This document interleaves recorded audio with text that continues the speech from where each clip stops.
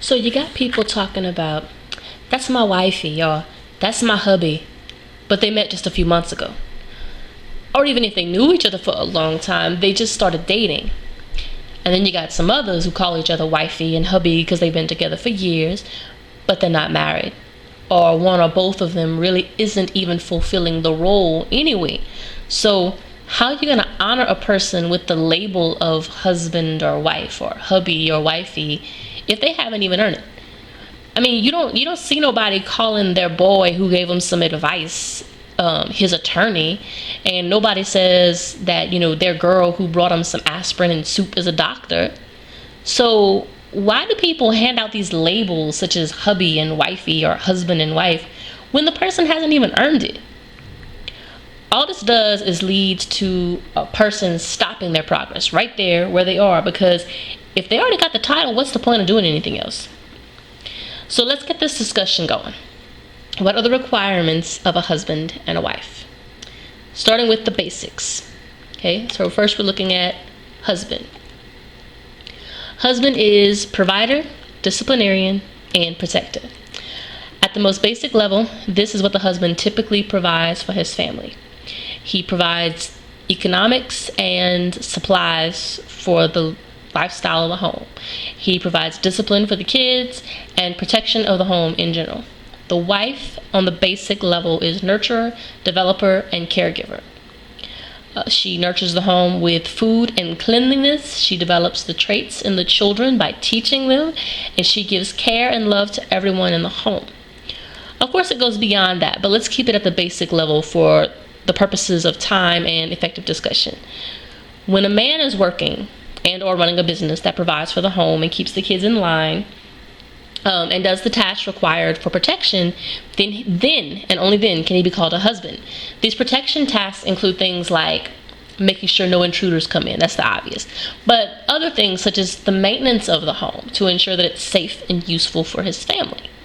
Protection also goes into how he prepares his children for the challenges they will face one day. Also, how does he react to situations that might be harmful for his family in the public or at home? And notice I said, if he provides this, he can be called husband.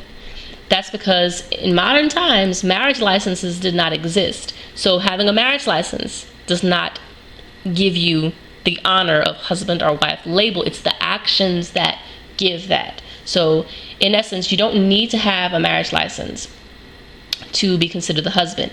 But don't get me wrong, a wedding is a wonderful tradition. And in all honesty, I think the wedding itself is a necessity. And if you choose a marriage license, then yes, go for it. I'm just saying it's not necessary. But the wedding, to me, is a solid message to the next generation about what's best for the safety and success of the family. Cultures have passed on traditions on purpose it's part of cultural evolution that traditions are passed on because it sustains the culture for long term. So wedding sustains the family unit. It teaches the next generation to look for this type of union in their own lives whenever they get older. Okay, so now for the ladies. When a woman is nurturing, she's keeping the family fed well and clean and doing the same for the home. She keeps the environment peaceful and comfortable. While her husband keeps it safe and functioning, she's keeping it peaceful and comfortable. See how there's unity and balance in that.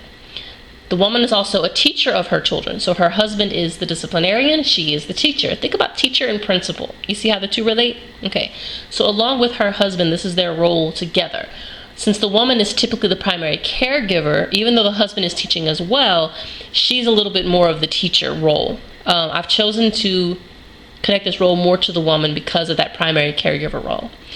In most traditional societies, the woman teaches the children to be polite, determined, respectful, and many, many other things. And the father, of course, he reinforces this teaching in his own actions. Once again, balance. The two work together. As a caregiver, she guards the health of her family. She feeds them, hopefully healthy choices only, but she feeds them.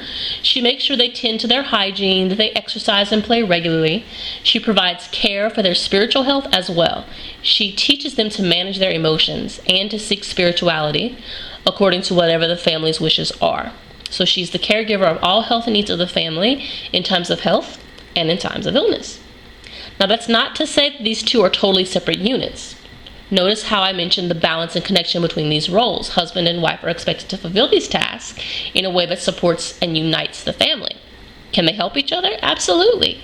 But there needs to be a clear decision on who is responsible for which task on a regular basis. When you have a business, for example, all the people have their own area of responsibility. And while the whole team is expected to assist each other, the reality is if no one knows their role, the unit will not be successful. It's my opinion that part of the reason for high rate of divorce is not communication, it's not infidelity either, and it's not finances. I think these three things are scapegoats for the real root of marital issues. The root of communication failure is a lack of understanding roles. When something goes unfinished, the two parties look at each other as if to blame each other and say, I thought you had it. This leads to division. Infidelity often is a result of disconnect between the couple. Sometimes it's something not being fulfilled on the home front, and it's not usually a sexual thing that leads to sexual infidelity. If the woman isn't nurturing her man, he's going to seek that from somebody. If the husband isn't protecting and providing, she's going to seek that from somebody.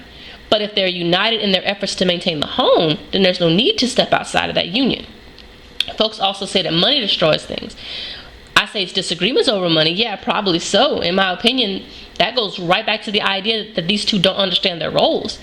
When money gets tight, he has to make a decision on how to handle the situation. Then that decision has to be supported by his wife. So if the unit is to survive a struggle, all teammates have to be united and supportive. So that to me goes back to knowing your roles. It goes back to, you got to follow what is your box that what are you tending to? We help each other, but you got to tend to what is your responsibility in your domain of this family unit, and you have to respect the decisions of the other party in that role. So that's my take on the labels of husband and wife. If you're going to call somebody wifey or hubby, you make damn sure they are fulfilling those responsibilities before you do.